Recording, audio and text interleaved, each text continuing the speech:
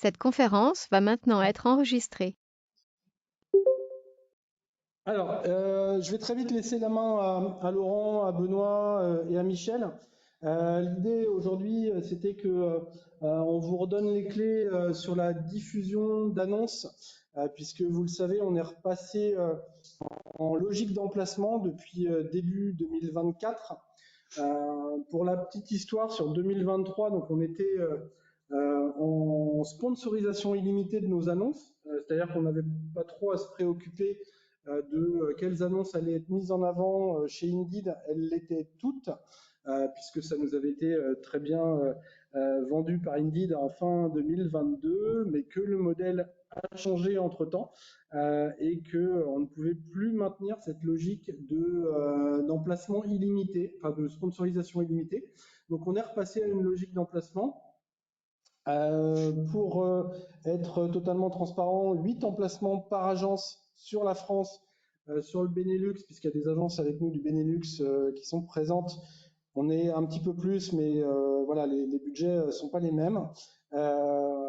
Donc ça nécessite ces emplacements de les gérer, de faire attention à quelles annonces vous allez diffuser dessus et comment. Voilà. Et c'est là que je laisse la main du coup à Laurent.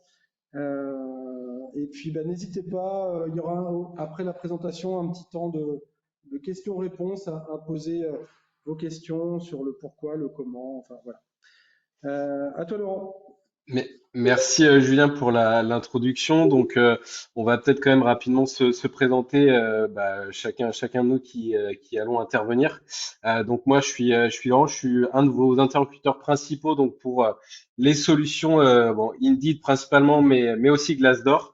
Ça fait du coup quelques années que je suis chez Indeed, hein, à peu près maintenant 5 ans. Mais avant, j'ai eu aussi du coup un parcours en agence de travail temporaire pendant quelques années. Donc je pense que les enjeux, bon, ont peut-être pu évoluer, mais à l'époque étaient un peu similaires à ce que vous connaissez aussi. Donc, je suis ravi de pouvoir vous apporter quelques précisions pour vous expliquer aussi, comme disait Julien, le pourquoi du changement déjà, de revenir à un système d'emplacement qui est certes peut-être quelque chose de plus chronophage pour vous aujourd'hui. Et puis donc je suis accompagné, je vais laisser la voix après à Michel, mais il y a également donc Benoît et je pense que c'est important qu'il soit présent aujourd'hui, qui est donc un de vos interlocuteurs côté Talent Plug. Qui pourra également vous donner quelques conseils d'optimisation en termes de gestion d'emplacement, de contenu aussi, puisqu'on est aussi là pour faire quelques rappels. Ça fait jamais de mal, des petits piqûres de rappel de contenu d'annonce, parce que vous le verrez, ça a un réel impact sur la performance de vos annonces pour le coup. Donc on est vraiment ravis de pouvoir du coup vous partager ça. Et puis avant de laisser la parole à mes confrères, je vais peut-être vous proposer pour ceux qui entendent peut-être pas forcément bien ou qui ont peut-être pas possibilité parce qu'ils ont peut-être pas de micro d'échanger à haute voix, de ne pas hésiter à utiliser la messagerie, hein. On fera attention pour répondre à tous les messages à tout moment. Donc je laisse la main à Michel pour peut-être se présenter aussi rapidement. Merci Laurent, j'espère que vous m'entendez bien. J'avais un petit problème de micro au début. En tout cas, ravi de faire votre connaissance. Effectivement, je travaille en binôme avec Laurent sur la partie Indeed. Donc moi, je suis donc Michel Pagès. Rien à voir avec Michael Page. Voilà, on n'a aucun lien avec eux. Mais en tout cas, voilà, je suis ravi de faire votre connaissance et surtout de vous accompagner, de vous partager pas mal d'astuces qu'on a pu répertorier sur la publication d'offres d'emploi. On va faire un petit bref rappel sur le fonctionnement de l'algorithme, parce que souvent, on est apparenté à un job board traditionnel, mais on a un mode de fonctionnement qui est assez particulier. Donc, c'est pas mal de faire ces rappels-là. Et du coup, l'idée, c'est de vous accompagner sur l'utilisation de l'ensemble des solutions de recrutement que vous allez utiliser à travers Indeed, en partenariat évidemment avec Benoît via Talent Plug. Voilà. On t'entend pas, Benoît, ouais. Pardon.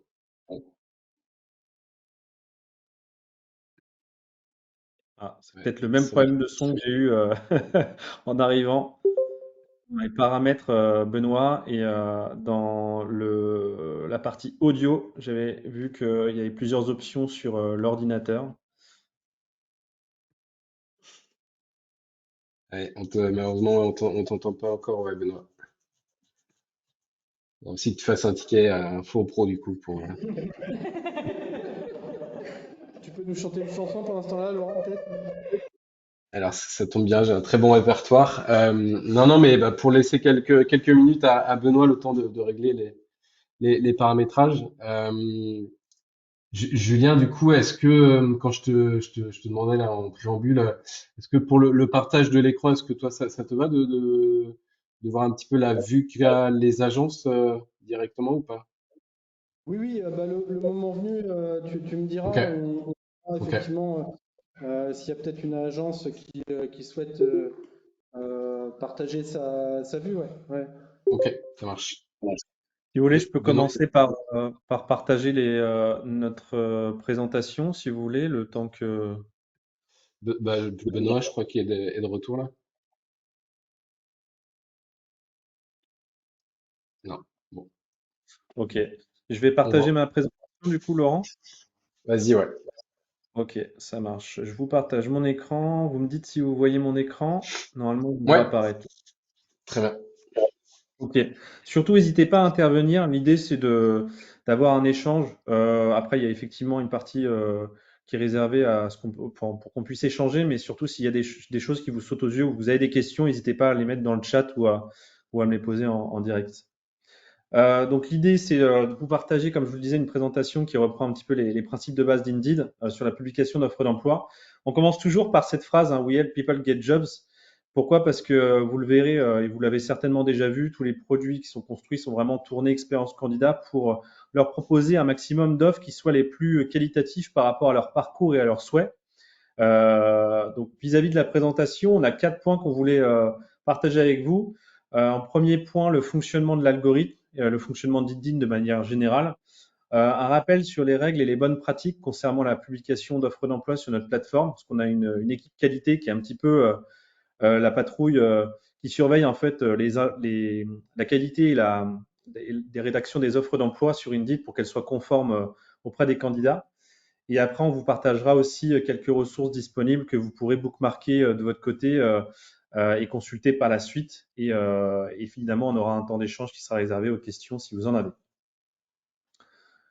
Au niveau du fonctionnement de la plateforme, pour ceux qui ne le savent pas, on a 3 types de visibilité sur Indeed.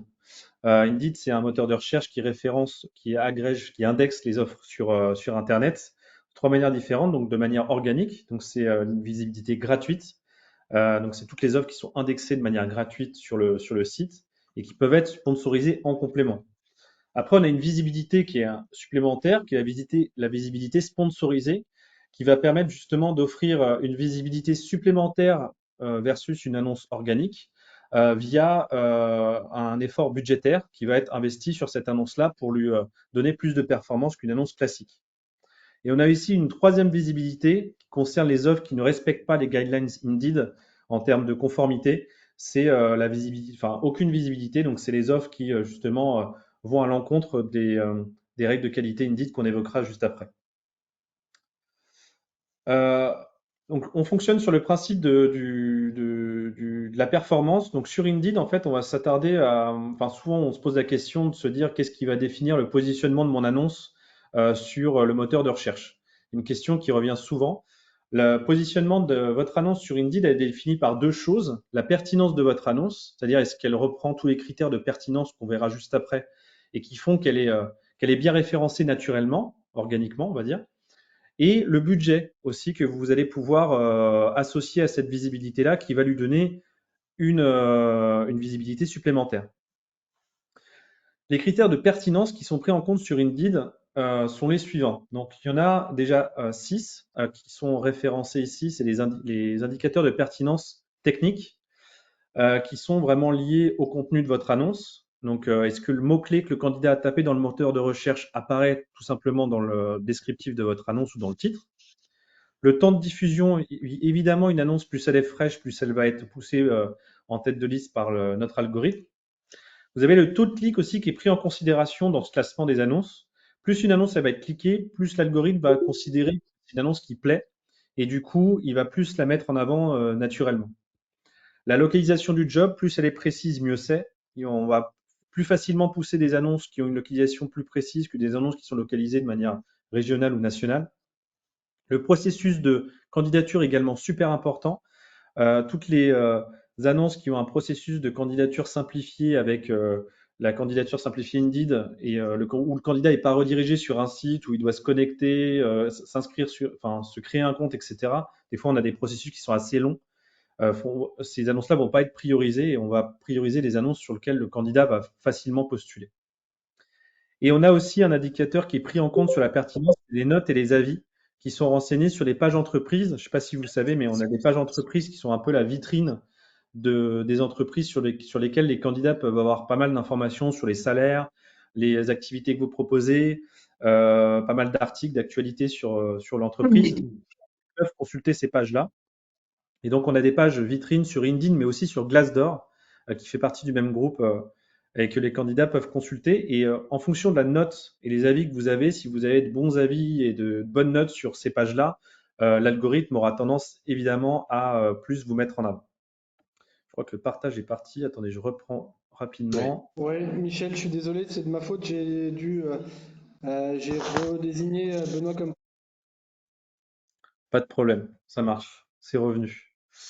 Donc en fait, ça, les 6 critères que vous avez ici, c'est vraiment les 6 critères techniques qui sont pris en compte. Et vous avez aussi un indicateur comportemental qui est souvent pas connu. Par exemple, si Laurent fait une recherche de responsable RH à Pau et que je fais exactement la même recherche que lui, on n'aura pas la même liste de résultats. Pourquoi? Parce qu'on n'a pas le même comportement sur le site. Et l'algorithme va prendre en compte énormément d'indicateurs d'intelligence artificielle sur votre comportement sur Indeed et va pousser des annonces par rapport à votre comportement. Par rapport au temps que vous passez sur une annonce, aux annonces que vous avez déjà consultées, les annonces que vous avez partagées, sauvegardées. Alors, il y en a plus de 250 indicateurs d'intelligence artificielle qui font justement varier cette liste de résultats. Donc, c'est souvent ce qu'on pose la question. On va se dire, bah, je fais une recherche, je vois pas forcément mon annonce. C'est pas parce qu'elle n'est pas en ligne, c'est parce que l'algorithme n'a pas jugé pertinent de vous la montrer à vous. L'important, c'est qu'elle soit poussée auprès des bons candidats.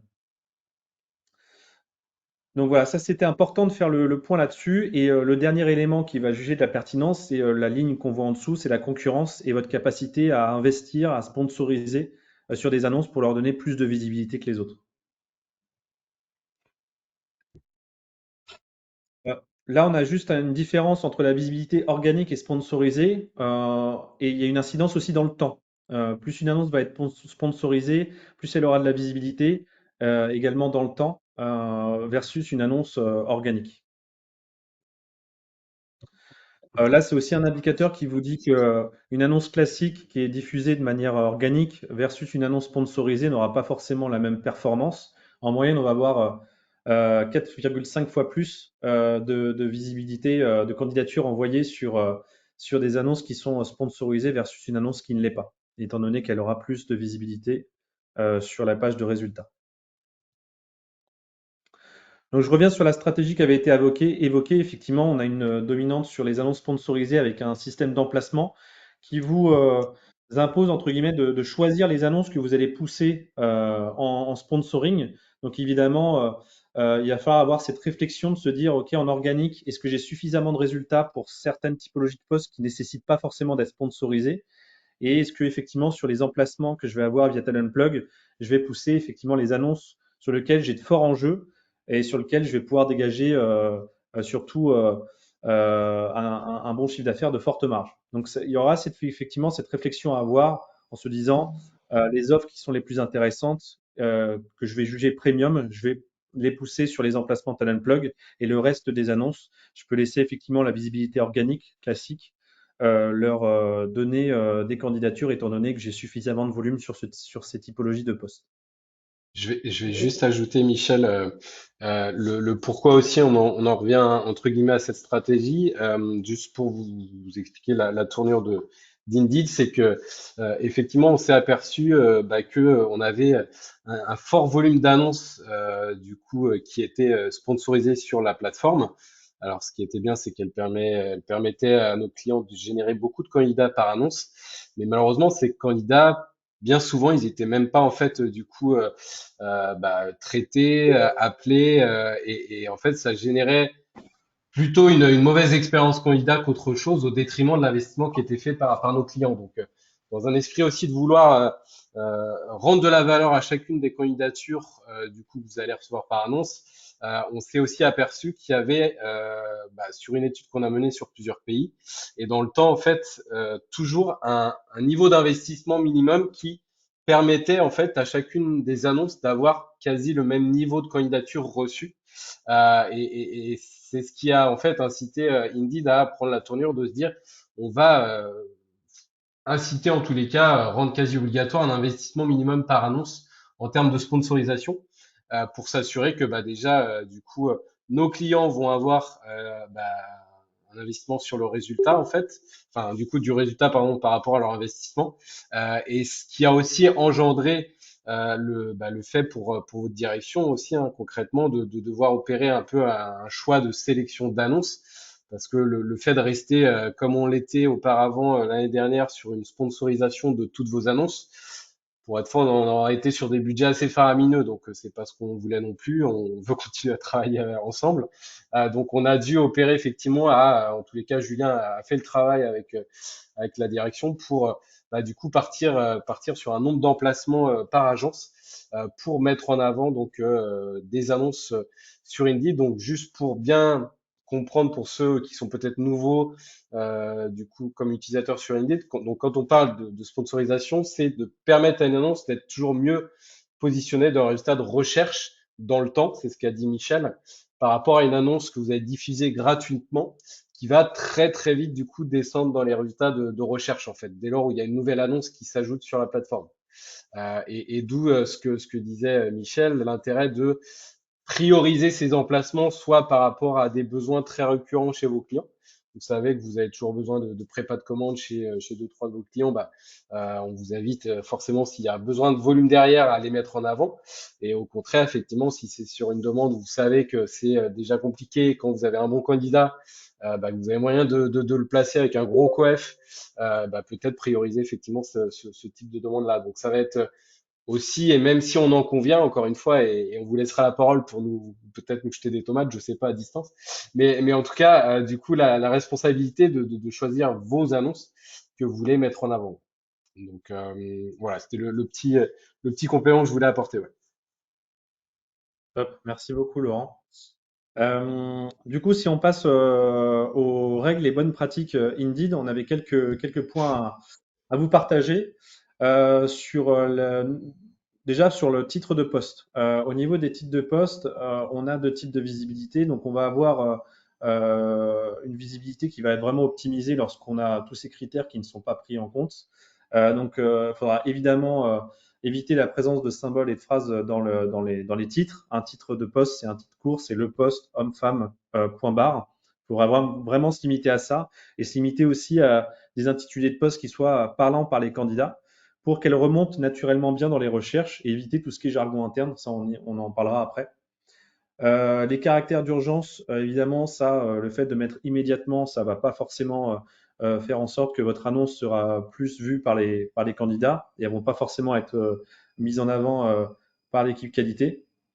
La mention de ville, pays, région également dans le titre, ça, il faudra éviter. Donc, c'est vraiment, il y a un champ qui est dédié à la localisation. Donc, il faudra bien mentionner la localisation dans ce champ-là et pas répéter l'information dans le titre.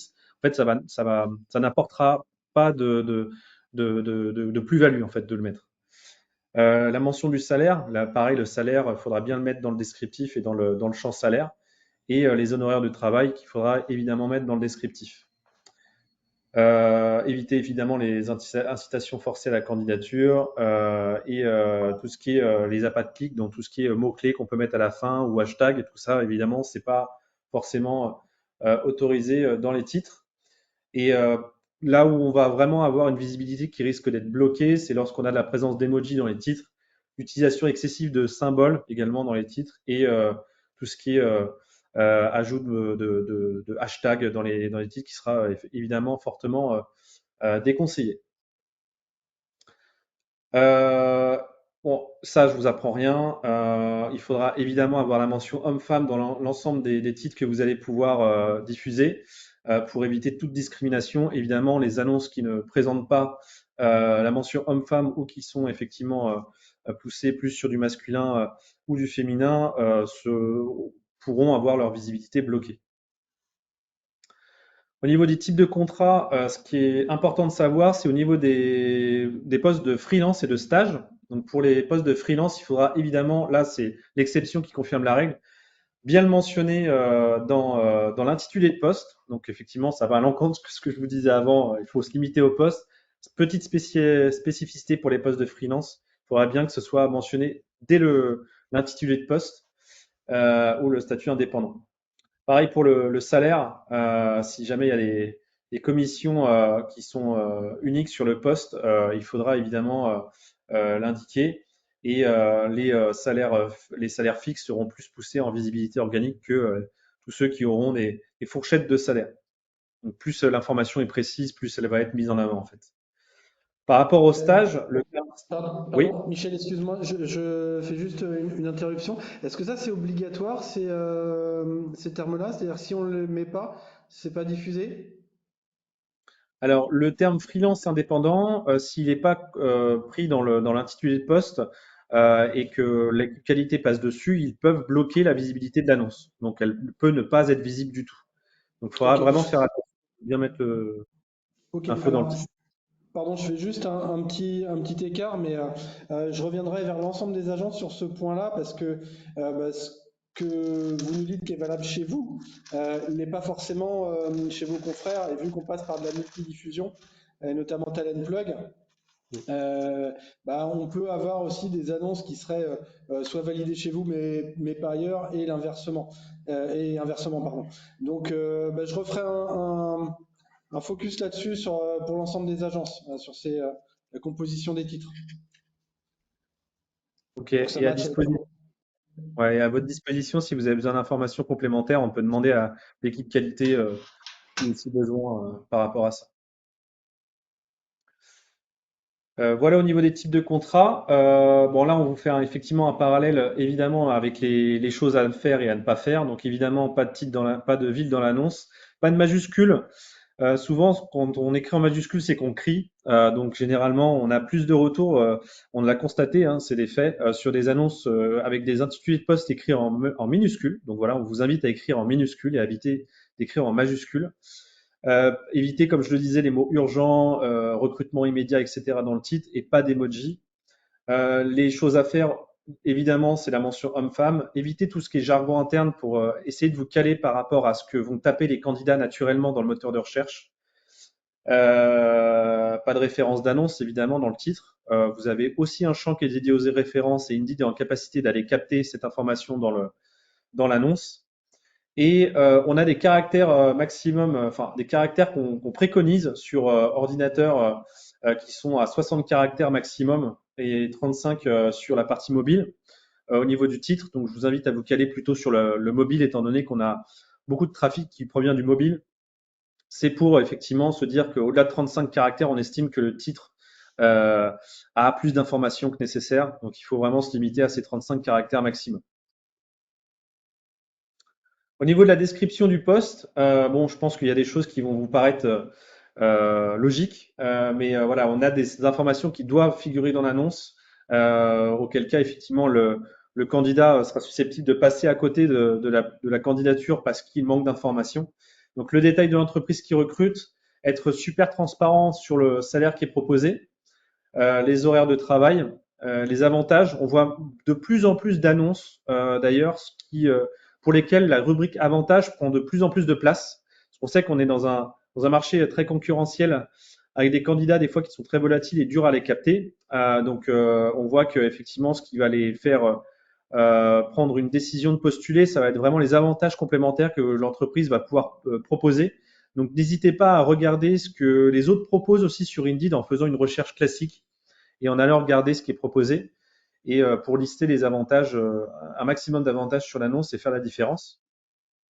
L'expérience qui est requise, le nombre d'années, n'hésitez pas à le préciser et dans quelle expérience, et lister les missions sous forme de puces pour faciliter la lecture.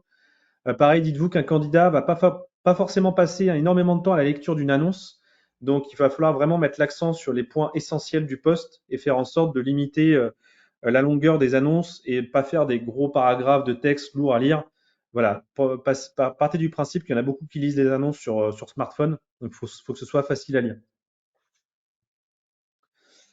Au niveau du descriptif, ce qu'il faut éviter de faire, c'est effectivement, nous, on va préconiser une seule ville et pour un seul poste, enfin pour une seule annonce. Donc éviter de mettre plusieurs villes, de publier votre annonce effectivement avec des termes en majuscules, pas d'emoji. Éviter tout ce qui est abréviation aussi, SVP, ASAP, ce genre de choses. On l'a vu hein, sur certaines annonces. Pas de copier-coller de texte d'une annonce à une autre. Donc évidemment, il faudra qu'il y ait une distinction. On évite le duplicata d'annonces. Donc il faudra que chaque annonce soit spécifique à un besoin, à une commande en particulier. Les dates de contrat passées. Souvent, on envoie encore des annonces sur lesquelles on met date de début de contrat et on se rend compte que la date de début est passée il y a plus d'une semaine. Donc il faudra vraiment être vigilant par rapport à ça pour faire en sorte qu'on ait une date de contrat qui soit toujours dans le futur. Et pas d'adresse email pour postuler dans le texte, on va effectivement faire en sorte de pousser le candidat à cliquer sur le bouton postuler et à aller sur le process classique de candidature. À l'inverse, ce qu'on vous préconise de faire, c'est d'avoir un descriptif de poste qui soit concis et adapté au mobile, comme ce que je vous le disais. L'intitulé de poste dans le descriptif est identique à celui du titre.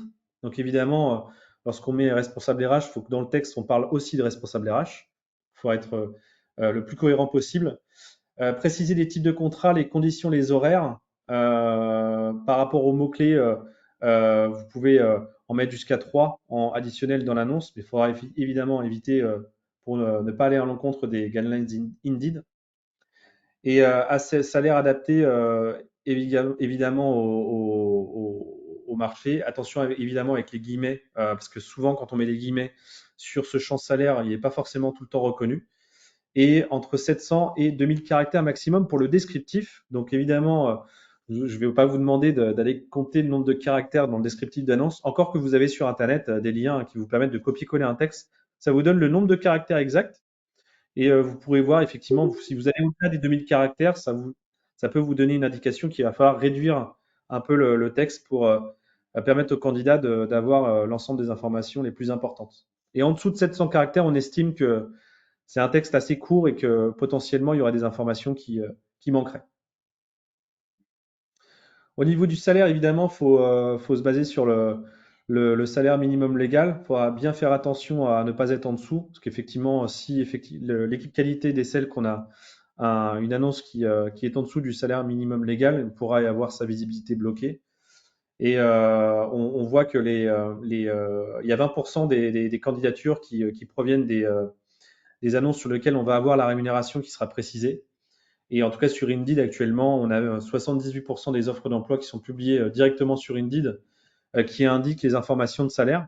Et on pousse de plus en plus les entreprises à ce que le salaire soit indiqué systématiquement pour qu'effectivement, ce soit une information qui soit renseignée systématiquement sur les annonces.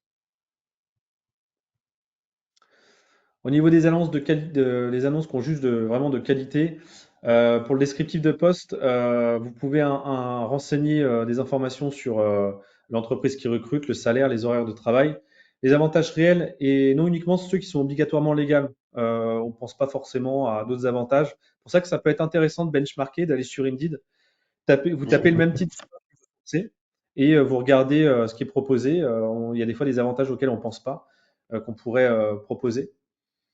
L'expérience qui est requise pour le poste également, et les attentes qui sont liées au poste en termes de savoir-être et de savoir-faire. Et évidemment, si vous avez des informations indispensables que le candidat doit voir, n'hésitez pas à les mettre en gras. Il y a 3 choses qui vont évidemment être interdites, c'est la republication excessive. Une annonce sur Indeed, elle doit avoir une durée de vie de 30 jours avant d'être republiée pour rafraîchir sa date de publication. Donc évidemment, on a un contrôle qui est fait par rapport à ça. Il faudra vraiment éviter de faire des repostages excessifs d'annonces par rapport à ça.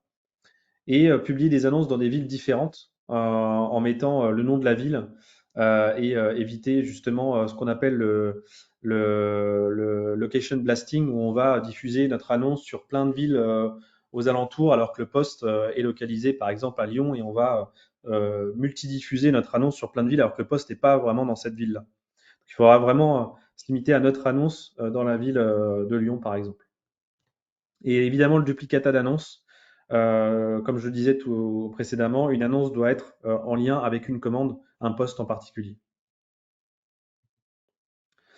Au niveau de la durée de publication, je vous parlais de 30 jours. Le minimum, on voit que dans la durée de vie d'une annonce classique, on a en moyenne 58% des candidatures qui sont envoyées les 15 premiers jours. Donc pour nous, c'est vraiment le minimum légal, on va dire. Si vous voulez qu'une annonce soit performante, il faut au moins la laisser 15 jours avant de pouvoir la supprimer, enfin la remplacer par une autre annonce sur l'un de vos emplacements, par exemple. Et on voit qu'après 30 jours, entre 15 et 30 jours, on va avoir 13% des candidatures qui sont envoyées sur ce délai-là. Et que au bout des 30 jours, on va avoir 28% des candidatures qui sont envoyées. Donc évidemment, l'algorithme va faire en sorte de donner de la visibilité sur toute la durée de publication de votre annonce, notamment en sponsoring.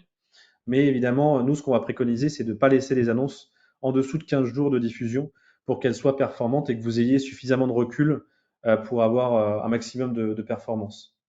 Michel, excuse-moi si je peux me permettre d'intervenir sur ce point-là. Pour info, jusqu'au mois de juin, on était à 15 jours de diffusion avant clôture automatique des annonces. Depuis, on est passé à un mois et on a vu un impact significatif dans le volume de candidatures reçues. En passant de 15 jours à un mois, on a reçu beaucoup plus de candidatures.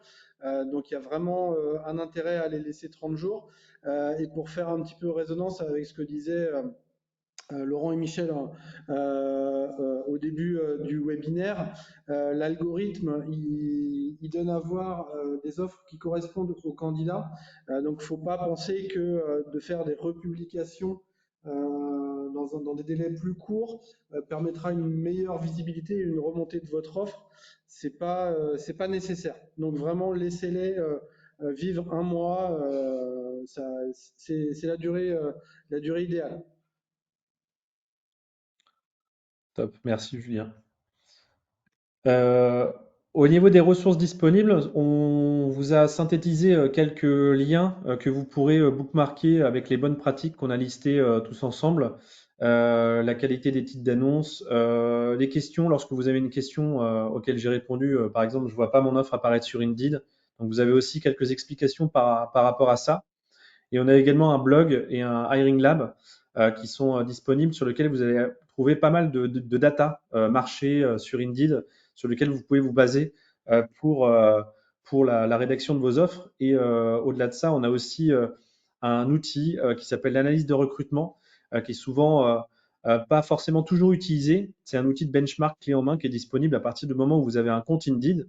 Vous pouvez aller dessus et faire une requête sur un poste et une localisation en particulier. Et vous avez énormément de data qui vont vous servir à être ultra compétitif dans vos annonces. Donc, si jamais on a le temps en fin de présentation, je vous montrerai rapidement où trouver cet outil. Voilà, on est arrivé au bout de la présentation. Voilà, je vous laisse un peu de temps de réaction si jamais vous avez des remarques par rapport à ce qu'on a dit.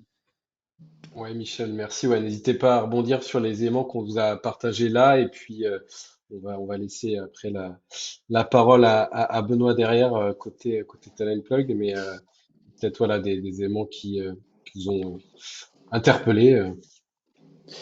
Euh, Lilou, Bonjour. Bonjour. bonjour.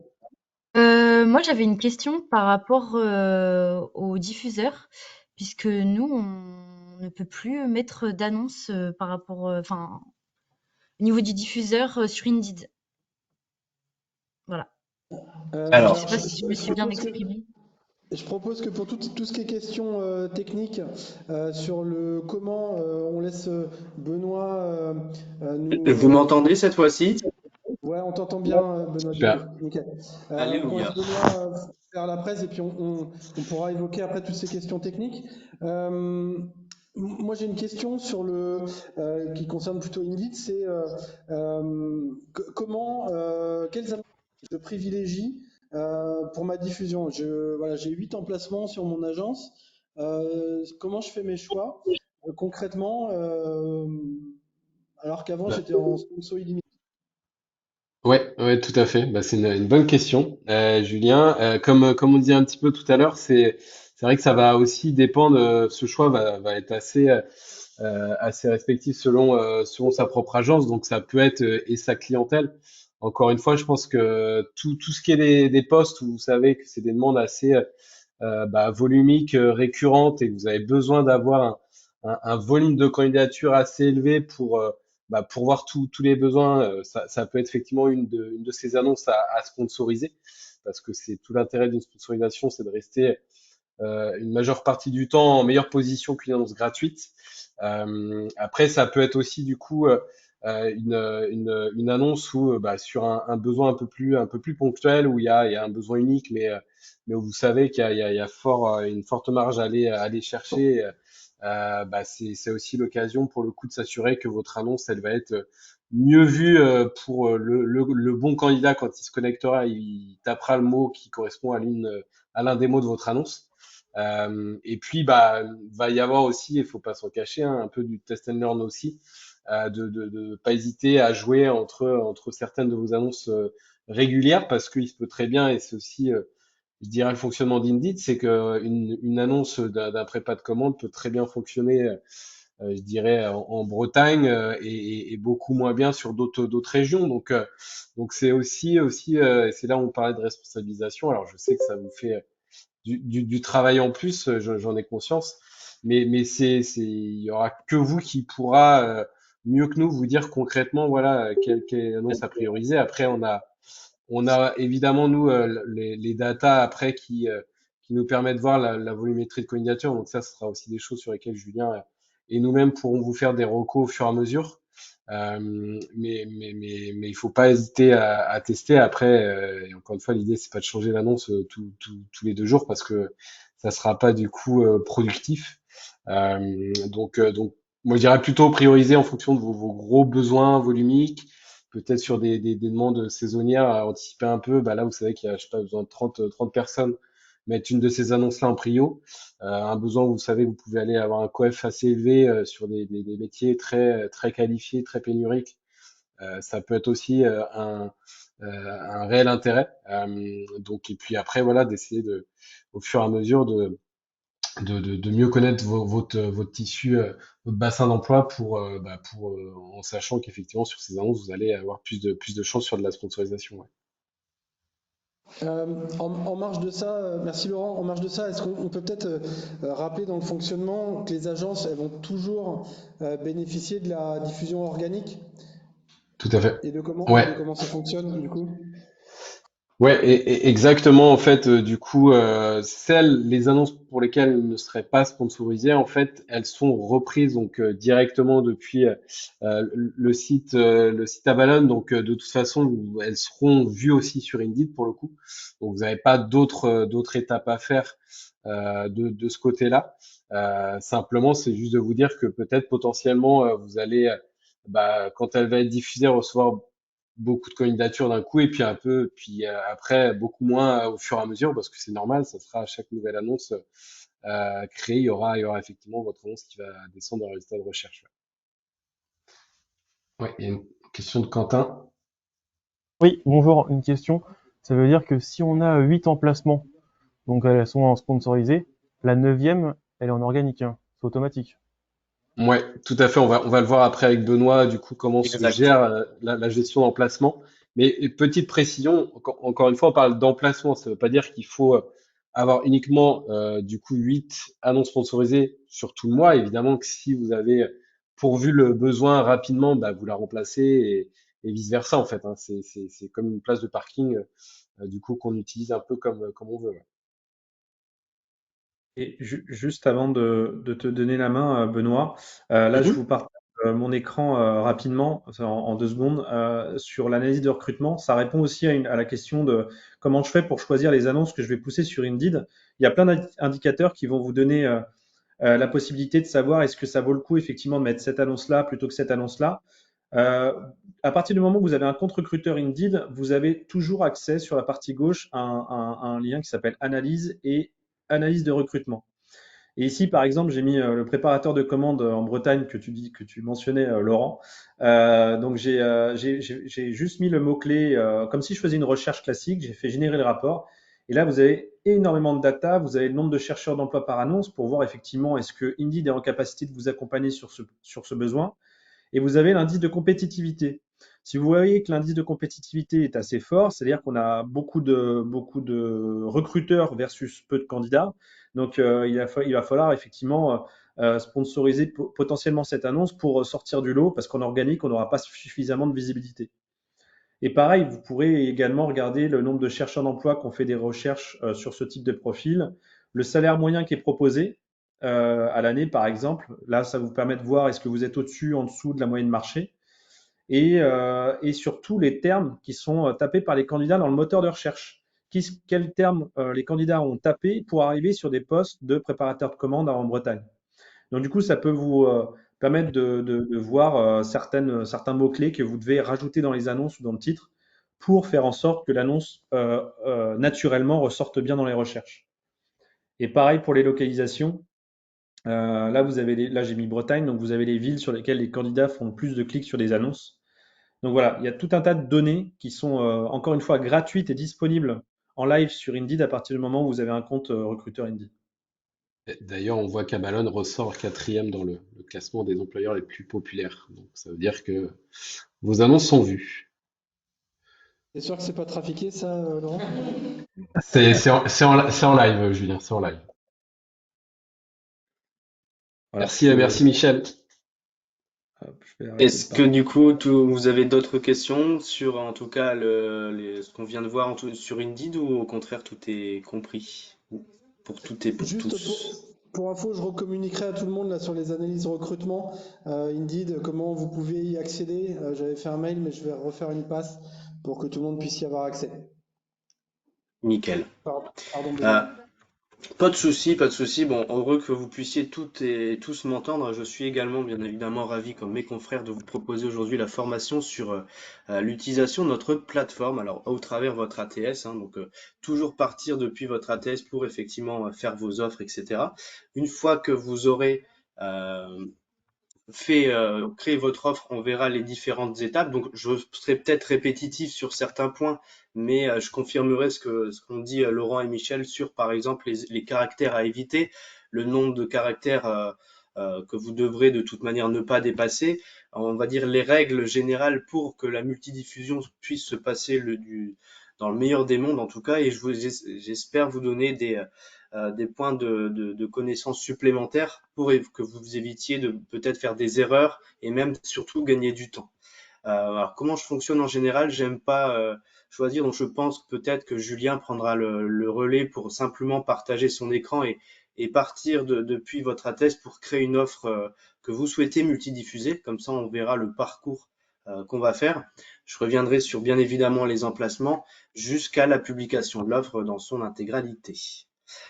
Pour ce faire, Julien, est-ce que vous avez la possibilité de me partager votre écran pour diffuser une offre que vous souhaitez Oui, diffuser? en revanche, pour gagner du temps, on peut peut-être partir directement de Talent Plug. Je ne sais pas si la partie ATS est utile parce qu'en fait, on est redirigé ensuite directement. Donc, je peux. Voilà. En fait, quand vous avez un ATS, il est toujours préférable de partir depuis votre ATS, même si effectivement la bascule se fait, parce que l'interfaçage c'est fait de cette façon-là. C'est-à-dire que pour création, modification, suppression, republication, vous partez de votre ATS, vous arrivez bien évidemment sur notre module de Talent Plug et vous arrivez à la publication, bien évidemment. Ouais, alors ce qui m'embête, c'est que si on fait ça, en fait, ça va générer une publication sur notre site carrière. J'ai Et pas. ben dans ces cas-là, on fait une offre test, effectivement, on pourra partir de cet écran-là, de la liste des job boards. Dans ces cas-là, je vous laisserai vous connecter Ouais, sur la plateforme Talent Plug en direct, et puis ouais, on partira de la sélection des job boards, ce sera plus simple. Tout ouais, à fait. ouais, ce sera plus ça. Ouais. Hop. Alors, un instant, le temps que je Mais me. j'expliquerai bien à tout le monde, hein, Julien, pour que tout le monde puisse comprendre. qu'il y a effectivement la partie ATS et aussi la partie en interne Talent Plug, où là vous retrouverez les fonctionnalités et des choses qu'il ne faudra pas faire, bien entendu, hein. Tout ce que vous allez faire, si jamais vous rentrez en direct sur Talent Plug pour gérer vos offres, ça restera du consultatif. Donc c'est pour ça que je rappellerai les bonnes pratiques pour éviter qu'il y ait des erreurs faites par certaines personnes, bien évidemment. Ok. Est-ce que Tivini, tu veux bien qu'on aille sur ton agence? Vas-y. Saisonnier. Tu vois, je tremble. Alors, hop. J'en ai Et beaucoup. surtout, je me répéterai très certainement beaucoup, mais si jamais vous avez une question ou quoi que ce soit, ou si je vais trop vite, hein, parfois je ne m'écoute pas parler, c'est normal, n'hésitez pas à lever la main ou à écrire directement ou à me couper, je ne me prendrai pas mal. Moi, le but, c'est que vous ayez un maximum de connaissances en sortant de cette formation. Donc, parfait. J'espère tout le monde voit votre écran. Lorsque vous allez partir de votre ATS, vous allez arriver sur la liste sélection des job boards. Alors, on vous a fait ça de façon ludique et simple. On vous les a classés de façon à ce que vous ayez des bouquets, donc le bouquet payant, où vous retrouverez bien évidemment Indeed avec les emplacements.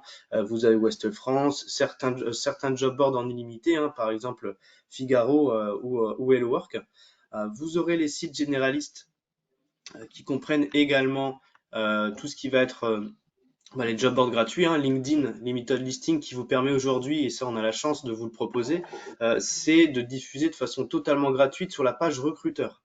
Donc abusez-en, aujourd'hui c'est pas payant, donc clairement vous pouvez y aller. Alors simplement la petite différence à noter, c'est en termes de visibilité. Vous allez peut-être me dire, bah oui mais LinkedIn on l'a aussi en payant. Vous avez tout à fait raison.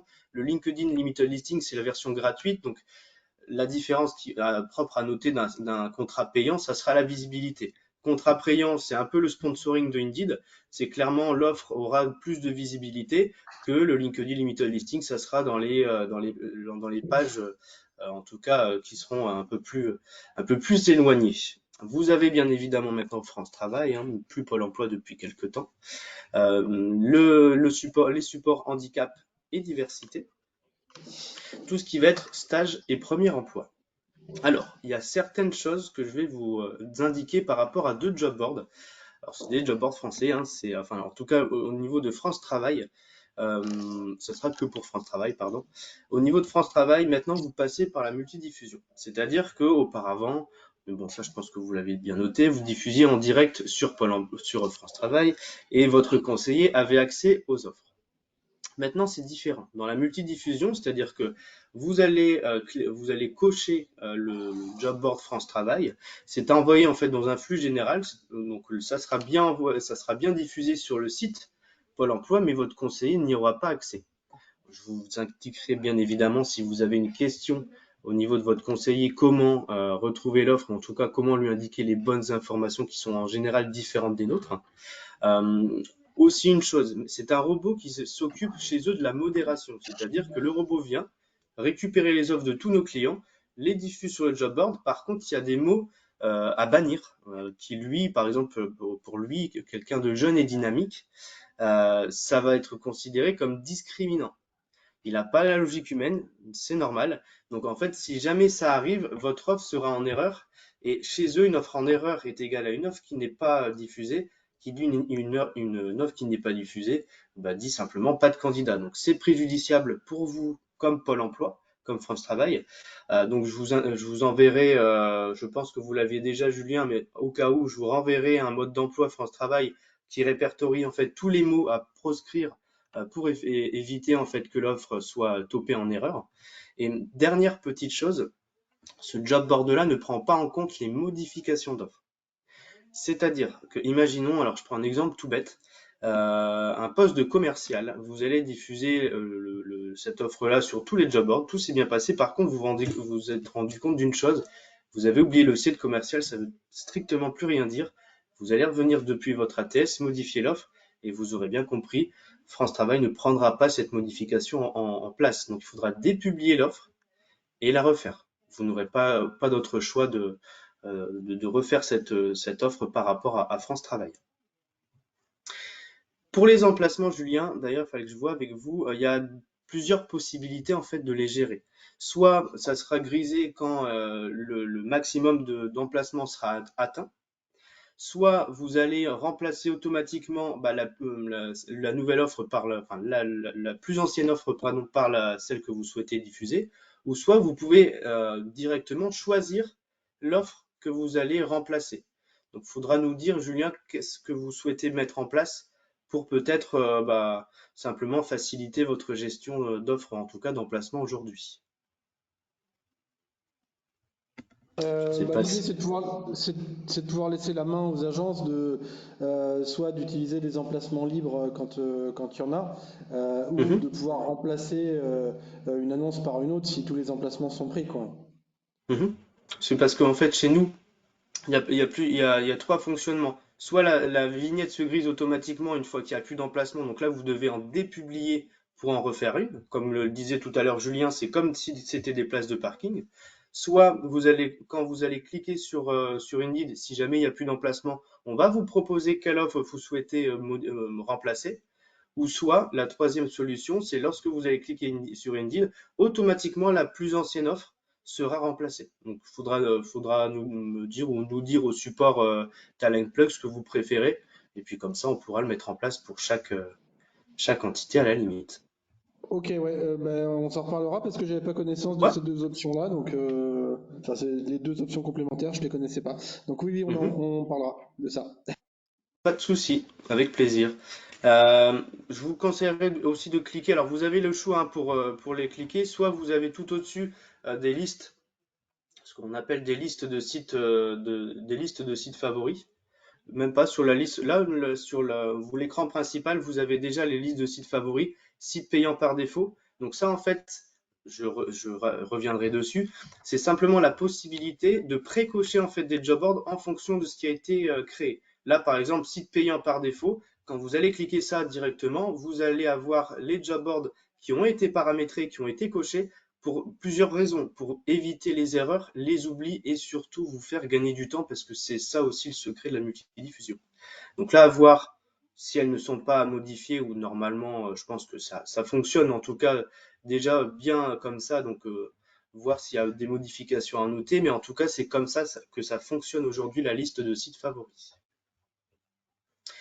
Est-ce que Julien, ou en tout cas la personne qui partage l'écran, peut prendre à la fois des abonnements payants et de tous les sites généralistes? Comme ça, je vais vous montrer aussi l'impact que ça peut avoir. Vous pouvez cliquer sur le petit carré à côté de site généraliste, ça va vous cocher tout en même temps. Exactement. Donc là, vous pouvez cliquer sur étape suivante.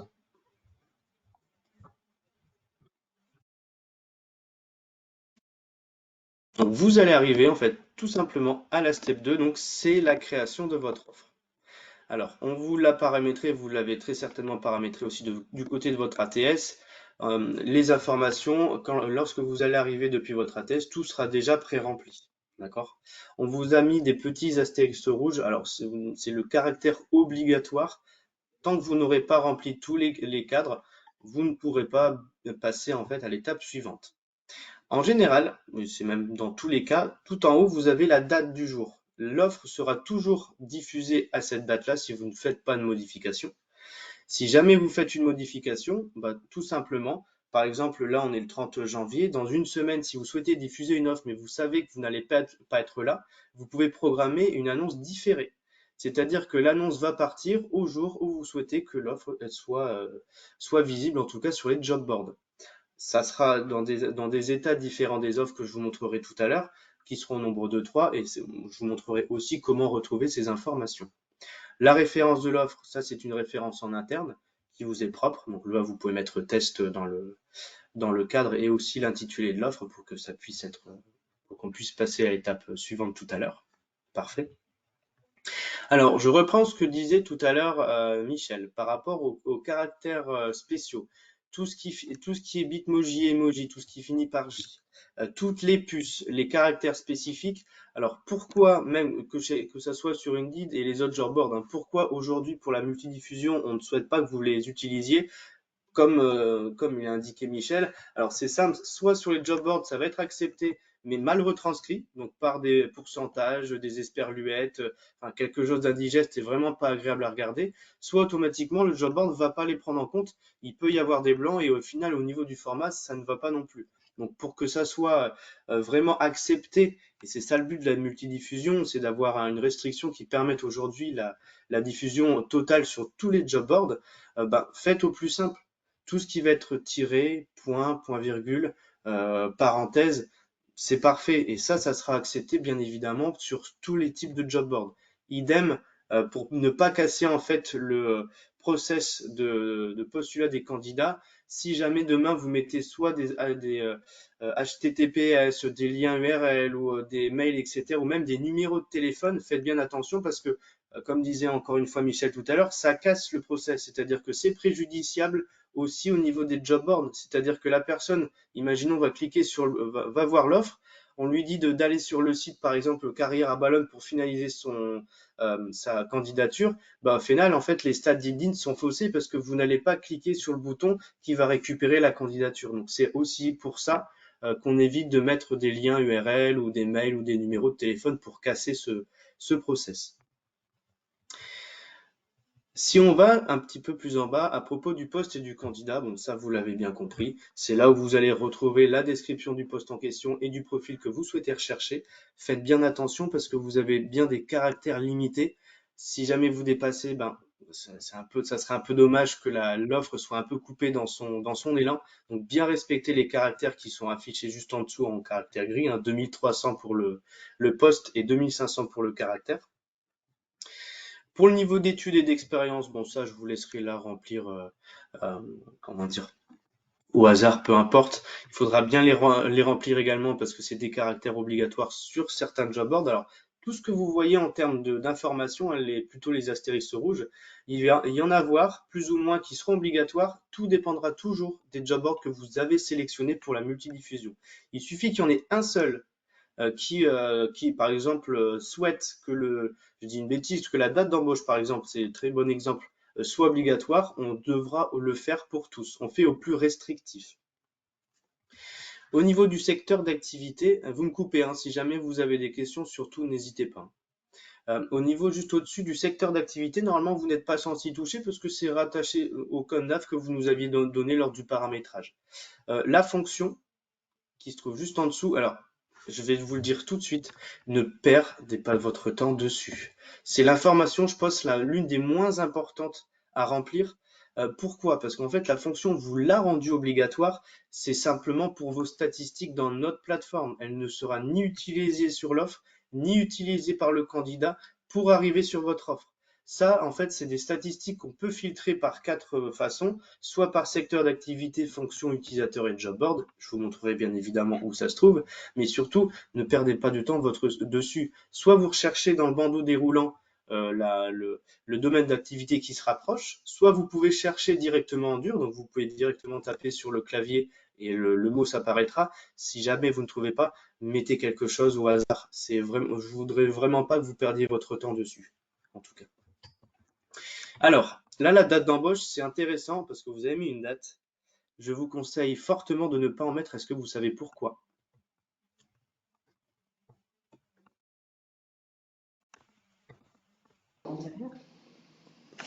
Pardon? Il y a Tilini qui dit que si on fait des copier-coller, on aura la date antérieure. Si on fait des republications d'annonces. Exactement. En fait, ce qui se passe lorsque vous republiez une offre, c'est-à-dire l'offre sera archivée automatiquement et visible 24 heures après, tout à fait. La republication, c'est de façon identique. Et en fait, la seule chose qui va changer, c'est la date de diffusion. Donc, ce qui peut se passer quand vous avez mis une date d'embauche, c'est que vous allez republier une offre, mais que la date d'embauche soit antérieure à la date de diffusion. Ce qui peut se passer aussi, c'est que le candidat va arriver sur votre offre. Attention, c'est un exemple tout bête. Là, on est le 30 janvier. Vous avez republié, au final, la date d'embauche, c'était il y a un mois avant. Il peut arriver sur votre offre et se dire, je comprends pas, l'offre, ça fait 2 ou 3 mois qu'elle a été dit pour une date d'embauche qui a 2-3 mois. Moi, ça me fait peur, j'y postulerai pas. Pour éviter en fait ce genre de réflexion de la part du candidat, mettez par exemple dès que possible ou au plus vite, parce que quand vous allez republier, que ce soit en janvier ou en décembre, ben en fait, il n'y aura pas de date, donc directement, vous n'aurez pas l'obligation de mettre quoi que ce soit. Là, vous pouvez écrire en dur, hein. On a mis date d'embauche, mais c'est un champ libre. C'est-à-dire que si vous écrivez dès que possible, ça écrira dès que possible. Voilà. Ça, c'était la petite nuance parce qu'on a déjà eu un retour de clients et même malheureusement de candidats qui nous ont appelés en disant bah voilà, on a eu des dates d'embauche auparavant, etc. Donc pour éviter ça, je vous conseille de mettre dès que possible lorsque la date d'embauche est obligatoire. Pour rémunération proposée, toujours pareil, c'est en fonction des différents job boards que vous avez sélectionnés que cette information sera plus ou moins obligatoire. Alors là, on vous demandera de mettre une fourchette, que ce soit un minimum ou maximum. Alors vous êtes très certainement posé ou vous posez la question, oui, mais parfois le maximum, c'est pas le maximum où on embauche. Je suis totalement d'accord avec vous. Ça sera dans un premier temps une possibilité en fait pour que le candidat arrive sur votre offre, d'accord? Mais encore une fois, et je le répète, il n'y a aucune obligation aujourd'hui d'embaucher le salarié au maximum où vous avez mis la fourchette.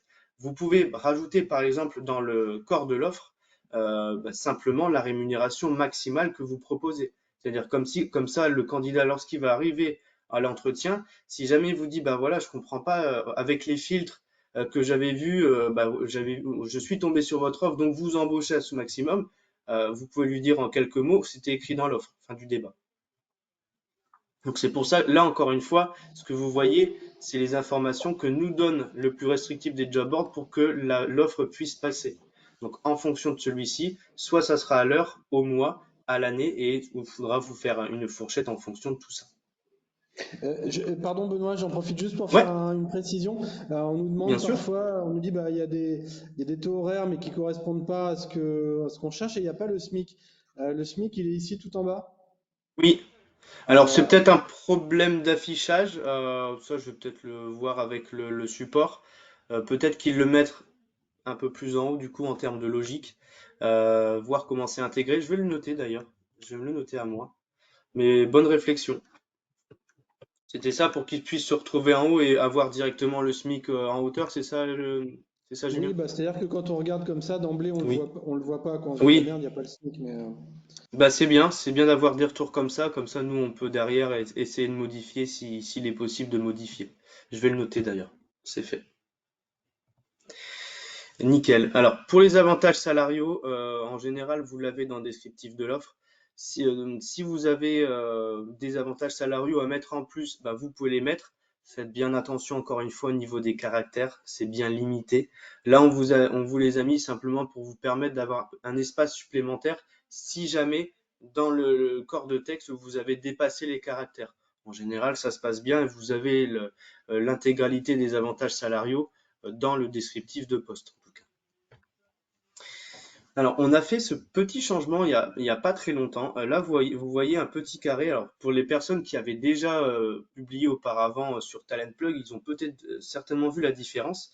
En fait, on a changé, effectivement. C'est-à-dire qu'auparavant, pour les personnes qui souhaitaient en fait ne pas afficher le salaire, c'était déjà précoché. Maintenant, on va sur cette tendance où on va sur la transparence au niveau des job boards. Il y a déjà des job boards qui rendent obligatoire le salaire. Donc, c'est-à-dire que si vous ne le remplissez pas, ou en tout cas si vous ne le mettez pas visible, automatiquement ça ne sera pas diffusé. Là, on a donné un effort supplémentaire à faire aux clients qui souhaitent simplement ne pas afficher le salaire. Donc là, normalement, si vous ne cochez pas la case, automatiquement en fait le salaire sera visible partout. Là, on vous a mis une adresse. Alors, pareil, hein, avantages salariaux et adresse, on les a mis obligatoires en fonction des job boards. C'est pas une obligation de remplir quelque chose. Vous remplissez un petit tiret, ça suffit. Ou un point et ça suffit. Exactement. Là, pour le code postal de ville, vous avez déjà compris, c'est soit le code postal, soit la ville, et automatiquement, la région et le département vont s'afficher. Si vous faites le code postal et la ville en même temps, parfois notre système n'arrive pas en fait à dissocier les deux, et vous verrez simplement que la région et le département ne se remplissent pas automatiquement. Donc bien faire le choix, soit code postal, soit ville. Alors là, on arrive à ce que parfois vous mettez du temps à remplir et je le comprends, hein. Vous voyez qu'en fonction des job boards, ben, vous avez certaines informations qui sont obligatoires. D'ailleurs, Julien, j'ai pas vu des modèles de champs spécifiques. Est-ce que vous savez ce que c'est? Est-ce qu'on vous en a déjà parlé ou au contraire pas du tout? Non, je veux bien une précision là-dessus, ouais, ça peut être intéressant. Ah, ça va l'être. En tout cas, en fait, pour les postes qui sont récurrents ou redondants au niveau dans l'année, donc pour des postes que vous allez rechercher plusieurs fois, il est possible de créer ce qu'on appelle un modèle de champ spécifique. Je vais m'expliquer pour que ça soit compris par tous, toutes et tous. Lorsque vous arrivez tout à l'heure sur le site, sur la sélection des job boards, les job boards parfois vous demandent des champs spécifiques, c'est-à-dire que c'est des champs qui, eux, sur leur site, sont obligatoires pour réceptionner votre offre. Lorsque vous souhaitez en fait créer un modèle de champ spécifique, vous allez remplir, donc choisir un maximum de champs spécifiques pour remplir une première fois, un maximum pardon de job board pour remplir un maximum de champs spécifiques. Et en fait, la chose faite, c'est qu'une fois que vous allez arriver à la dernière étape, vous aurez un petit bouton, on verra ça juste après, créer un modèle. Une fois que le modèle est créé, donc vous mettrez l'intitulé par exemple du poste, et ben en fait la prochaine fois que vous allez partir de votre ATS pour faire la même offre, vous aurez comme la liste qu'on a vue de sites favoris, un menu déroulant où vous choisirez en fait le modèle que vous avez créé et en fait en 2 clics, comment dire, en liant à la fois la liste de sites favoris et le modèle que vous avez fait, ben en fait votre offre en 2-3 clics, elle est quasiment faite en 100%. Donc ça peut être intéressant pour des offres que vous allez rechercher plusieurs fois l'année, de pas à chaque fois refaire les champs spécifiques à chaque fois. Et ça, c'est une possibilité qu'aujourd'hui vous pouvez faire, Julien, de votre côté. C'est clair pour vous? Oui. Parfait. Donc là, je vous laisse remplir tranquillement les champs qui sont obligatoires. Et d'ailleurs, je vais en profiter, et je pense que je ne vais pas me tromper. Est-ce que ça vous est déjà arrivé que votre intitulé de poste soit pas le même chez Pôle emploi ou en France Travail, à l'identique? Est-ce que ça vous est déjà arrivé lorsque vous souhaitez diffuser une offre sur Pôle emploi, qu'au final, en fait, vous ne retrouvez pas votre intitulé de poste dans le menu déroulant? Ok, c'est normal. C'est pas un bug. En fait, Pôle emploi, alors désolé si j'utilise encore Pôle emploi, hein, c'est l'habitude. France Travail utilise aujourd'hui en fait un référentiel qui lui est propre, qui nous ont envoyé et qui sera quasiment toujours différent. Alors parfois il est identique, mais souvent différent à votre intitulé de poste. Et en fait, le champ spécifique métier Pôle emploi, c'est le référentiel qui nous donne pour que vous puissiez rechercher, comme je disais tout à l'heure, maintenant votre conseiller Pôle emploi n'a plus accès. Donc, pour que vous puissiez parler de la même chose, toujours parler du champ spécifique que vous avez rempli dans le métier Pôle emploi. C'est ce bandeau métier Pôle emploi qui sera identique à ce que va voir le conseiller.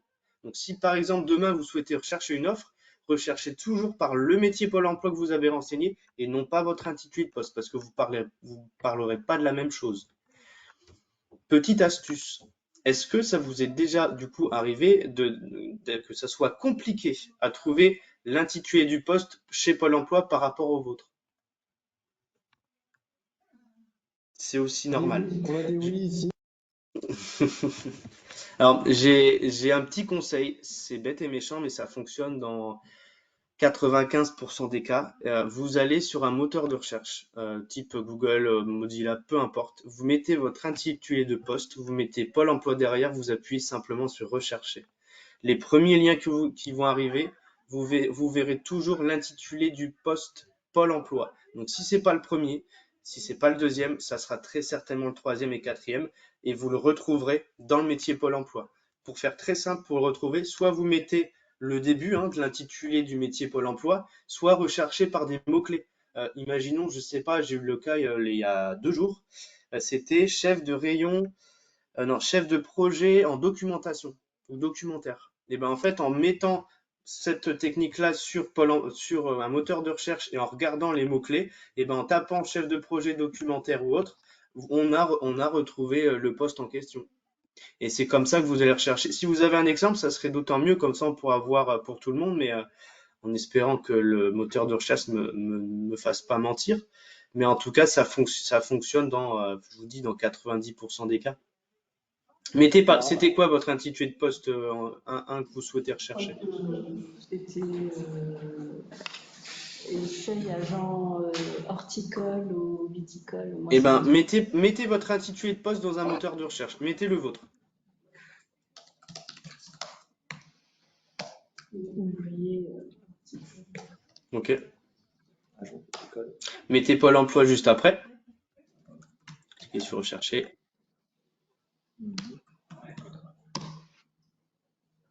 Next. Là, vous avez déjà horticulteur, agriculture et élevage. Soit vous allez mettre horticulteur directement dans le bandeau métier Pôle emploi.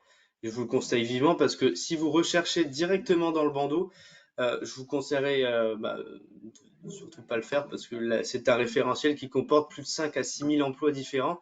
Ils ne seront pas tous dedans. On n'a pas malheureusement un bandeau illimité. Donc vous pouvez taper en dur, hein, comme on a vu tout à l'heure, dans le métier.